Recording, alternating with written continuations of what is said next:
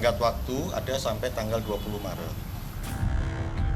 Mengunci perolehan Pak Ganjar Mahfud hanya sekitar 17%. Terkait dengan isu ada saksi dari Kapolda dan sebagainya, ya kita tunggu saja. Saya yakin setelah pemilu semuanya selesai. Untuk cawe-cawe Jokowi yang tidak berhasil ini.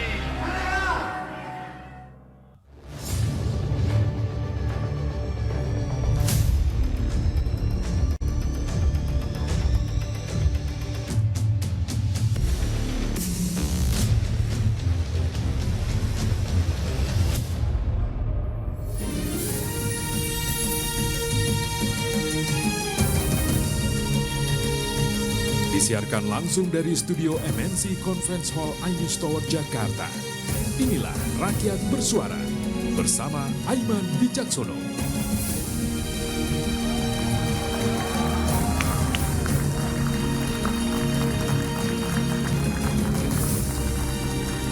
Selamat malam. KPU hampir rampung berhitung, besok katanya akan diumumkan. Siapa pemenang tarung Pilpres akan segera kita ketahui. Namun dari luar gedung KPU, teriakan kejanggalan pemilu semakin lantang menggema. Di antara masa banyak terselip tokoh bangsa. Elit partai tarik ulur maju mundur, hak angket, dan masing-masing kubu bersiap untuk menghadapi sengketa pemilu. Akankah ada kejutan dari hasil pemilu yang akan diumumkan rencananya besok? Saya Aiman Wicaksono, inilah Rakyat Bersuara.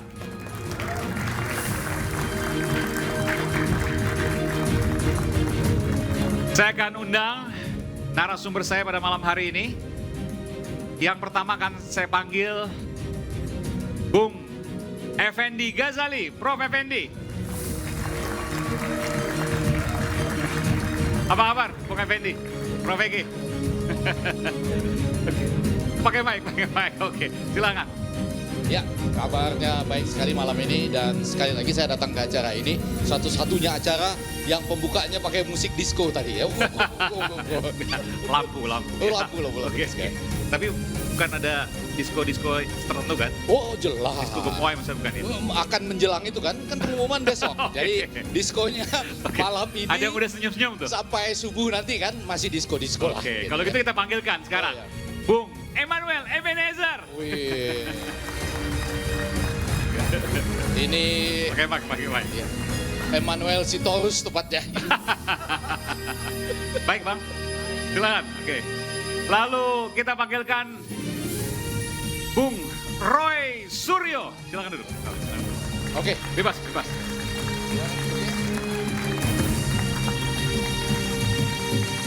Oke. Malam, Mas. Sebelah kiri aja. Oke, siap. Katanya sono. Oke, bebas. Oh, di mana? Oke. Aku Sebelah sana kiri, kan. sebelah kanan. Bebas sebenarnya. Bentar. Ini kita berdua dulu. Karena apa? Statusnya sama-sama terlapor.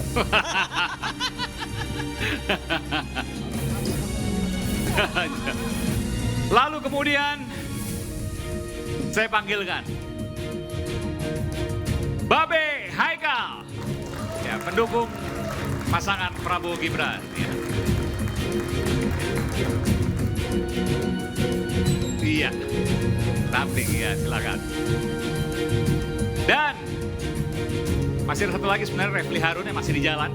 Ya, seperti juga pada episode pertama, tapi nanti kita akan panggilkan.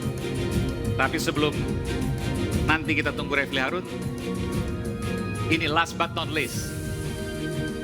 No Rocky, no party, Rocky Gerung. Gak bisa lompat lagi, saya jangan. Jalan mundur. Oke, Bung Rocky, silakan. Demokrasi itu simbol dari demokrasi. Saya jalan mundur karena demokrasi mengalami kemunduran. You got it. Belum apa udah ngegas nih. Oke, kita akan lanjutkan ya sambil menunggu nanti Bung Refli. Tapi saya ada informasi terkait dengan apa yang akan terjadi besok. Akankah ada sebuah kejutan atau hal-hal baru? Saya dengar juga ada beberapa yang akan mengejutkan pada hasil pengumuman besok karena bukan hasil dari prediksi tapi juga hasil dari apa yang kita bisa lihat hari ini. Nanti kita akan bahas semua. Kita simak dulu informasi berikut ini.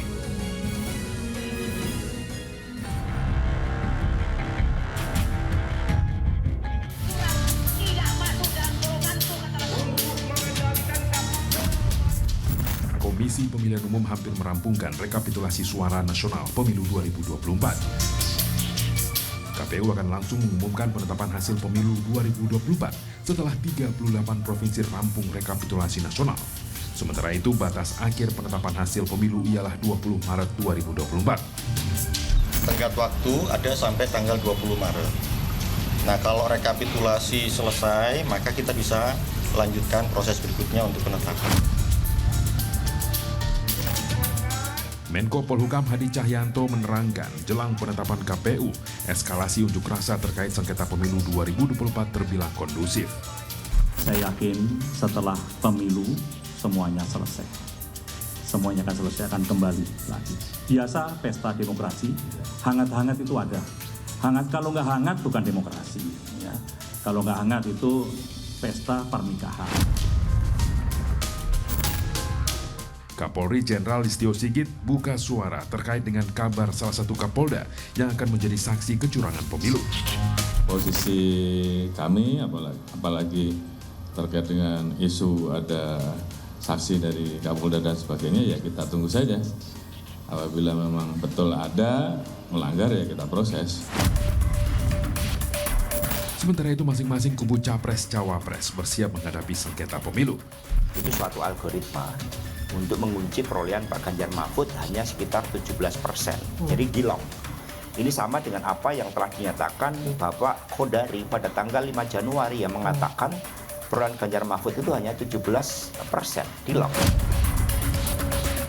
Baik itu menempuh jalur hak angket dan gugatan kecurangan pemilu ke Mahkamah Konstitusi.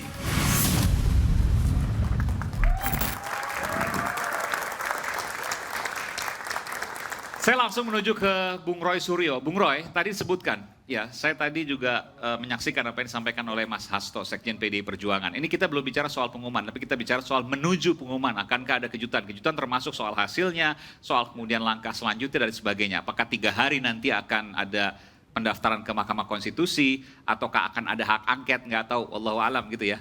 Kata Bung Babe Haikal gitu. Kita nggak ada yang tahu, tapi nanti kita akan tunggu bersama. Sebelum kita menyaksikan apa yang akan diumumkan oleh KPU besok, saya ingin tanya ke Bung Roy. Tadi Mas Hasto katakan suara PDIP, suara Ganjar Mahfud dikunci 17%. Ya. Kalau seandainya dihitung secara betul oleh pakar IT, pernah dengar juga ya? Mas Hasto mengatakan suara Pak Prabowo Gibran 43%, suara Ganjar Mahfud 33%, dan sisanya Anies dan Muhaimin. Masuk akalkah itu? 24, jadi kurang lebih sama lah ya dengan sekarang. Ya. Tapi yang berbeda hanya Prabowo Gibran dan Ganjar Mahfud. Saya ingin komentar dulu dari Bung Roy. Mungkin nggak kunci itu? Gini, Mang Eman. Yang menarik yang bilang soal kunci itu ternyata sekarang bukan hanya satu pakar. Kemarin sore kebetulan ada diskusi dari 5 pakar. Ya, 5 pakar itu satu, Dr. Insinyur Leoni Lydia yang sering kita dengar itu adalah lulusan ITB. Yang kedua adalah Saudara Anas, itu Sekjen Ikatan Alumni ITB. Ketiga Dr. Sugianto, itu dari UNAIR. Keempat itu adalah Dr. Satu lagi dari ITB juga, dan terakhir saya. Ya, gitu. Nah, kemarin diskusi di Menteng ya? Di Menteng, di Cikini. Ya. Kita masing-masing memiliki temuan bahwa ada algoritma yang dipasangkan pada sistem Sirekap. Meskipun selalu dikatakan Sirekap itu hanya alat bantu, Mas. Tapi faktanya itu alat bantu yang pokok, alat bantu yang primer. Dan itu pakai uang negara alat bantu itu. Jadi nggak bisa dikesampingkan, miliaran lagi alat bantu itu. Dan yang dulu sempat juga dituduhkan, sebelum saya jawab yang kunci-kuncian tadi.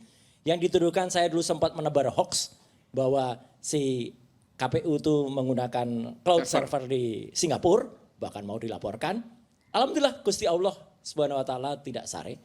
Terbukti kemarin KPU di depan sidang Komisi Informasi Pusat mengakui ada kerjasama dengan Aliyun Computing atau Alibaba. Ya, jadi ini pelanggaran terhadap undang-undang perlindungan data pribadi. Dan dari situ itu sangat dimungkinkan munculnya backdoor. Ya, backdoor itu lubang yang kemudian dimanfaatkan oleh oknum yang kemudian menaruh itu tadi. Karena gini ya, banyak selain soal kunci ya, angka itu bisa karena itu prediksinya hampir sama dengan prediksi yang tadi disebutkan pada awal Januari. Itu juga sama dengan ketika angka itu tiba-tiba bisa melonjak tajam. Hasil dari OCR, OMR yang tadinya cuma 17, harusnya kalau salah ya terbaca 11 atau itu terbacanya bisa 917, terbacanya bisa 800 sekian. Jadi memang di Sirekapnya. Di Sirekapnya. Tapi C hasilnya kan tetap. C hasilnya tetap. Cuman kan akhirnya apa? Akhirnya kita nggak bisa monitor sekarang. 2 minggu ini di blackout. Kita nggak bisa monitor lagi. Buat apa anggaran miliaran yang kemudian malah sekarang tidak bisa ditampilkan? Jadi menurut saya memang ini saya yang menyesalkan teknologi kok kenapa dibuat untuk potensi malah digunakan untuk kejahatan. Ya, satu lagi pakar namanya Benhart, ya saya tadi lupa saya sebut. Oke, saya tanya begini, itu kan yang tadi Mas Roy sampaikan itu kan ada di Sirekap ya. Ya. Dan KPU menyatakan bahwa Sirekap tidak digunakan sebagai acuan untuk pengumuman, untuk kemenangan dan lain sebagainya. Betul. Jadi jangan dilihat Sirekapnya. Kalau jangan dilihat kenapa dianggarkan? Kenapa harus ada anggaran miliaran untuk Sirekap? Ini kan pemborosan negara, makanya saya setuju. Apa efeknya ketika kemudian Sirekap ini tidak bisa dilihat dan kemudian disampaikan bahwa itu bukan merupakan sebuah parameter untuk pengumuman? Efeknya terjadi 2 minggu yang lalu, Mas Aiman. Ketika waktu itu ada Sirekap pun, kita bisa lihat tiba-tiba perolehan salah satu partai melonjak tajam. Sementara tidak mengikuti volatilitas, itu istilah statistik ya, yang ada. Yang lain harusnya volatilitasnya landai-landai, tiba-tiba melonjak tajam. Itu pun nggak ada monitor Sirekap. Dan kalau ada, itu pun ada monitor Sirekap. Kalau nggak ada, kita kan semakin heran lagi. Dan anehnya gini, pada tanggal 14 Februari, hari pemungutan suara, situs dari KPU itu tiba-tiba down. Ternyata itu di-down-kan sendiri, katanya ke-hack. Enggak, dan temuan saya pada pukul 19. Kata siapa di-down-kan sendiri? Artinya dimatikan oleh dia. Untuk apa? Untuk menampilkan angka yang sudah tadi sama angkanya dengan sekarang. 20 sekian persen, 58%, 17%. Padahal logikanya ya jam 19 malam lebih sedikit itu, bukannya temuan saya loh, ada pakar lain yang menemukan juga lebih awal waktunya. Tidak mungkin ada yang sudah masuk. Kalau misalnya yang masuk malah Indonesia Timur, mungkin 02 bisa jauh lebih gede karena Indonesia Timur, ya kan?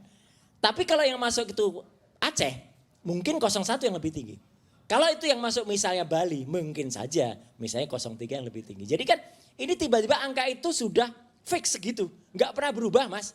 Dari awal sampai akhir padahal itu belum ada suara yang masuk, tiba-tiba sudah ada pattern segitu. Belum ada suara yang masuk, sudah ada pattern segitu. Itu tampil di Sirekap.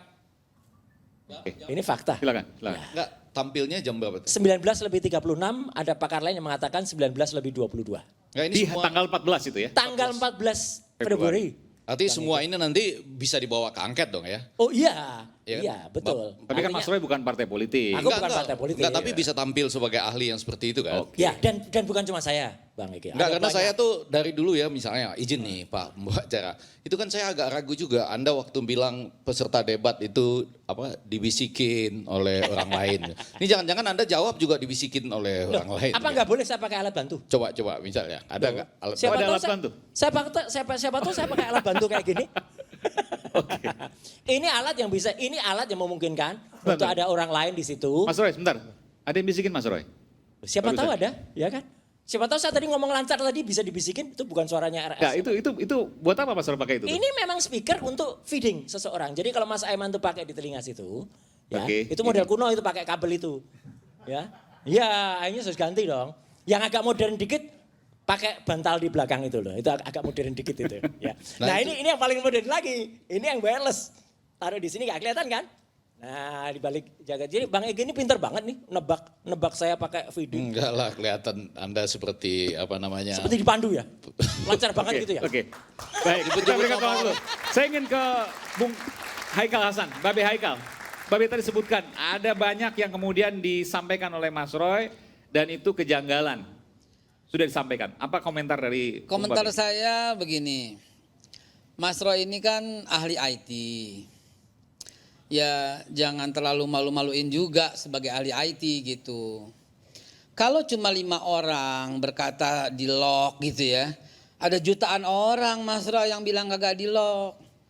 Ada jutaan ahli Mas Roy yang nggak bilang di lock. Tampil, kalau berani tampil. Omong kita debat. Setiap debat saat ilmiah. juga tampil Mas Roy. Mana? Dari awal Mas Roy bilang anggaran, pemborosan. Percayalah Mas Roy, nggak akan merubah hasil.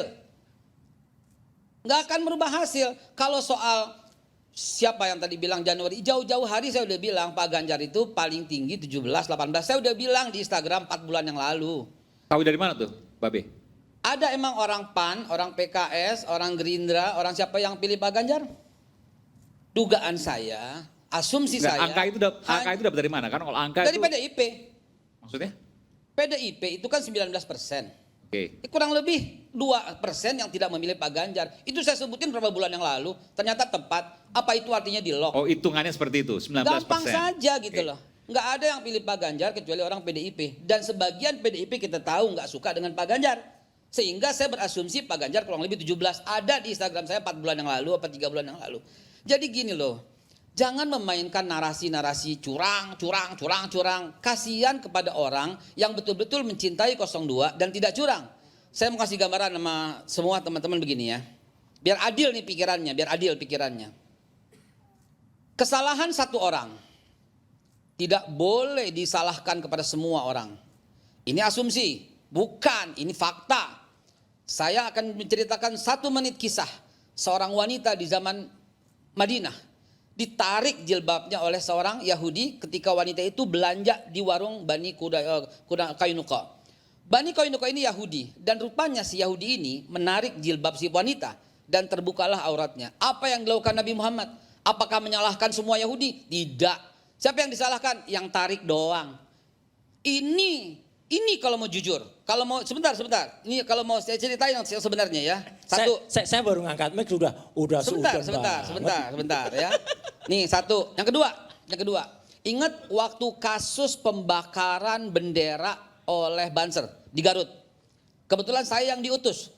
Orang marah sama Banser. Saya bilang tidak boleh marah sama Banser. Siapa yang bakar itu diteliti. Kalau perlu diadili. Jangan menyalahkan semua Banser. Sama dengan satu Kapolda menyalahkan semua polisi. Tidak boleh menyalahkan institusi polisi. Siapa oknumnya? Hari ini cerdaskan masyarakat Indonesia dengan cara-cara kayak gitu. Oke. Gini. Siapa yang curang? Siapa yang curang? Tangkap. Setuju. 2 Siapa minggu yang lalu. curang? Tangkap. 2 minggu yang lalu Mas Aiman. Ya, siapa yang curang? Ketua KPU yang inisialnya kalau HA soal itu, sebentar, masih saya belum disuruh sebentar. Belum selesai. belum selesai. Kalau ya, soal umpamanya si rekap dan segalanya gitu ya kita tahu gitu loh. TPS 02 di Lampung 3 juta 1 TPS untuk Pak Anies Baswedan. Nggak ada yang ribut Mas Roy. Karena kita tahu itu kesemuanya error. Kalau Mas Roy bilang 19 sudah Indonesia Barat, Indonesia Timur, itu sangat tergantung dengan kelancaran komunikasi. Nggak mungkin. Nggak ada gimana? Gimana nggak mungkin? Belum ada suara masuk kok. Gimana nggak mungkin dari Aceh masuk? Digital evidence-nya ada. Dari nggak ada suara masuk. manapun ada kemungkinan. Jam berapa itu Mas Roy? Jangan membodohi masyarakat Indonesia. Udah nanti ada buktinya. Digital 19.36 waktu Indonesia Barat. Waktu Indonesia Barat sudah muncul. Itu real count ya maksudnya ya? Ya. Real count. Ya. Di Sirekap. Lagi pula terus, kita sudah tahu tapi kan bahwa di Indonesia Timur misalnya sudah 2 jam sebelum. Suara yang masuk itu bukan dari Indonesia Timur masalahnya. Dari? Belum ada suara yang masuk ke situ. Karena situsnya down. Situsnya down, tiba-tiba muncul. Jadi komputer mati, komputer nggak ada hubungannya dengan Bayangkan situs tiba-tiba down muncul. yang disalahkan orang. Bisa saja sistem, bisa saja keadaan. Ya udah yang salahkan tikus, mouse-nya yang salah. Ya. Gini Beb. Ya. 2 minggu yang lalu. 2 minggu yang lalu. Gitu loh. Kalau real count bukan patokan, real count bukan hitungan, katanya real 1 count menit alat bantu, tadi. real count alat ini bantu. Udah 3 menit lebih. Sirekap alat bantu, real count yang benar, real count hasilnya udah kelihatan sekarang. Oke. Semua orang sedunia, bukan se-Indonesia, sedunia tahu bahwa metode yang namanya quick count itu adalah metode internasional. Tiba-tiba semua menyalahkan quick count. Kalau sedunia kemarin juga ada anggota Komnas HAM PBB dari Senegal itu juga tahu. Jadi janganlah membuatkan narasi-narasi. Tahu nggak kasus di sidang umum PBB? Ya, Komite HAM PBB mengatakan Pilpres di Indonesia itu ada cawe-cawe atau ada ketidaknetralan. Baca nggak, Pak? Saya paham Pak. Ya udah. Itu Pak, gampang Pak. Bapak mau pesan suara apa di sana? Loh, ini ya gampang gak banget. pesan. Oke, gini. Belum internasional, belum go internasional, masih lokal. Ini yang suka pesan suara kayak gini. Enggak, pelan-pelan kalau sedikit aja nih. Ayo. Jam 19.36. Pakar lain mengatakan 14 enggak, cuma itu aja, sedikit 19, aja. Mula-mula down. Ya. Lalu begitu Sirekap muncul, keluar angka. Masih down itu masih tidak terkoneksi kemana-mana, tiba-tiba muncul angka. Enggak, habis down muncul kan? Muncul angka. Keluar dengan proporsi itu 24, 59, 17. Ya, 58, 17. 58, 17 tambah 24 masih kurang 1. Nah iya. Ya, pokoknya totalnya begitu lah ya. Nah, pada waktu down kan masih bisa masuk data. Enggak. Dia mengakui hari itu salah satu komisioner KPU, cewek itu ya, EI itu mengatakan situs kami diserang. Nah, karena diserang, itulah kami tertarik. Kami pengen bantu seperti kejadian 20 tahun yang lalu. Nggak, KPU intinya kan kalau waktu down data masih bisa masuk nggak? Nggak bisa. Nggak bisa sama sekali? Ya nggak bisa. Nggak bisa, komputer nggak terkoneksi kemana, komputer offline masuk dari mana? Masa masuk dari langit? Kalau seandainya katakanlah yang Mas Roy duga itu benar, itu apa tujuannya? Kira-kira apa? Ya tujuannya itu, ya saya bukan orang politik lagi ya. Saya tidak boleh menduga jelek. Tujuan saya tidak bisa menebak tujuan ya, tapi saya melihat ini salah. Udah itu aja. Perkara nanti yang menebak itu tujuan dan lain sebagainya mungkin orang lain. Tapi cuman gini, ada isi yang penting banget saya sampaikan. 2 minggu yang lalu, Bapak Haikal pasti juga dengar lah. Ketua KPU sendiri, inisial HA itu mengatakan 154.541 TPS harus dikoreksi. Dari 820.223 TPS yang ada. Itu berapa persen? Itu 18% lebih. Ini kan namanya sistemnya konyol kalau sudah begini. Dari 800.000. Iya, 154.000. Iya, 18%. Itu sudah errornya udah keterlaluan itu. Ya, itu real count loh. Itu real countnya itu. I know Pak, sekali lagi Pak. Biar Pak Suryo paham pelan-pelan ya saya bilangin ya, pelan-pelan. Pelan-pelan saya bilangin. Ada orang datang ke TPS. Ini jadi ngelangin balik anak SD nih. Lah iya, apa? Ada orang datang ke TPS. Dia nusuk Pak. Terus disaksikan Pak. Ya. Kemudian dikumpulkan disaksikan. Betul. Ada saksi dari bawah, dari KPU, Bawaslu, ada semua partai. Dan semuanya foto gitu loh. Dan semuanya kemudian kirim. Ya. Nah dicocokin Pak. Betul, nah, dikirim tampil dulu kan. Begitu saja sederhana. Hasil pencocokannya itu adalah disebut real count. Itulah yang persentase demi persentase dihitung. Dan kesalahan di TPS-TPS itu tidak 100% semuanya salah. Ya udah. Kalau 154.000 TPS 100% salah, namanya kagak ada yang nusuk. Loh, kesalahan makanya itu cuma 1, itu berapa persen? 2, 1. Itu berapa persen? Bukan soal persentase itunya dong. Loh iya dong. Gimana? Matematikanya nilainya berapa sih ini? Mbak Beni? Gimana? Jelas lah itu. Nih, dengerin teman-teman sekalian, lihat cara berpikirnya ya. Ada satu TPS salah. Apakah jawab semua yang nusuk itu salah semua?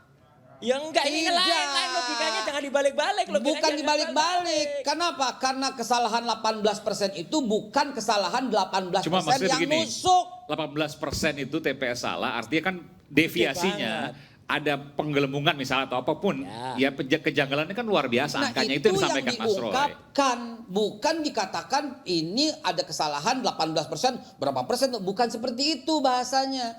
Saya cuma meminta bahasa yang adil supaya tidak membodohi masyarakat. Bahasa yang adil saya tadi sudah. Jadi bahasa saya yang tidak adilnya adalah ada 18% di 154.000 TPS di dalamnya ada beberapa orang yang melakukan kesalahan. Itu yang adil. Enggak dong, 154.000 itu salah. Ya nggak bisa salah semua. Loh, salah. Itu yang mengatakan ketua KPU, dia sendiri bilang 154.514 salah dan dikoreksi. Ya TPS.